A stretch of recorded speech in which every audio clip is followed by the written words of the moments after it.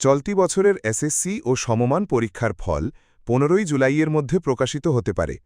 এই তথ্য জানিয়েছেন শিক্ষা বোর্ডগুলোর মোর্চা, আন্তঃশিক্ষা বোর্ড পরীক্ষা নিয়ন্ত্রক কমিটির আহ্বায়ক এবং ঢাকা মাধ্যমিক ও উচ্চ মাধ্যমিক শিক্ষা বোর্ডের পরীক্ষা নিয়ন্ত্রক অধ্যাপক এস কামাল উদ্দিন হায়দার। বৃহস্পতিবার ৩ জুলাই সংবাদ মাধ্যমকে তিনি জানান, ফলাফল তৈরির কাজ এখন প্রায় শেষ পর্যায়ে। শিগগিরই সম্ভাব্য তারিখ নির্ধারণ করে শিক্ষা মন্ত্রণালয়ে প্রস্তাব পাঠানো হবে। মন্ত্রণালয়ের সবুজ সংকেত পেলেই ফল প্রকাশের তারিখ চূড়ান্ত করা হবে।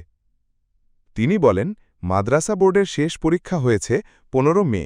সেই হিসেবে আমরা ১৫ জুলাইয়ের মধ্যেই ফল প্রকাশের প্রস্তুতি নিচ্ছি।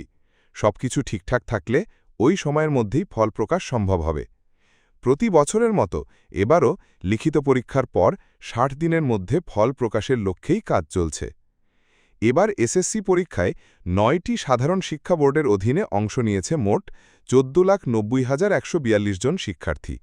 এর মধ্যে ছাত্র ৭,০১,৫৩৮ জন এবং ছাত্রী ৭,৮৮,৬০৪ জন।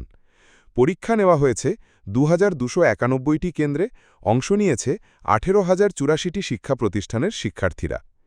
মাদ্রাসা বোর্ডের অধীনে পরীক্ষার্থী ছিল ২,৯৪,৭২৬ জন। এর মধ্যে ছাত্র ১,৫০,৮৯৩ জন এবং ছাত্রী ১,৪৩,৮৩৩ জন। এই বোর্ডে পরীক্ষা নিয়েছে ৯,০৬৩টি প্রতিষ্ঠান ৭২৫টি কেন্দ্রে।